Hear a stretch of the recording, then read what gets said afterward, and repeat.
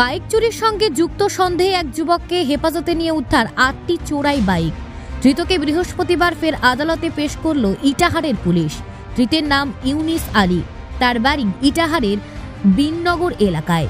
Police জানায়, গত ২৭ November সন্ধ্যায় ইটাহার বিদ্যুৎ দপ্তরের ভেতর থেকে একটি বাইক চুরি কাণ্ডে তদন্তে নেমে গত ৮ই ডিসেম্বর চূড়ামন থেকে ইউনিসকে গ্রেপ্তার করে পুলিশ।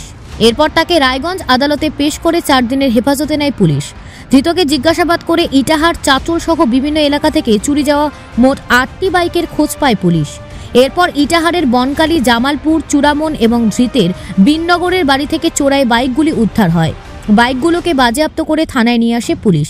এরপর ইউনিসকে ৪ দিনের পুলিশি হেফাজত শেষে বৃহস্পতিবার ফের রায়গঞ্জ জেলা আদালতে পেশ করলে বিচারক ধৃতের জামিন মঞ্জুর করে। চোরাই বাইকগুলি পরবর্তীতে আইন মেনে প্রকৃত মালিকের হাতে তুলে দেওয়া হবে। তবে আন্তঃরাজ্য বাইক পাচারের সন্দেহ উড়িয়ে দিচ্ছে না পুলিশ। ঘটনার তদন্ত চালাচ্ছে ইটাহারের পুলিশ।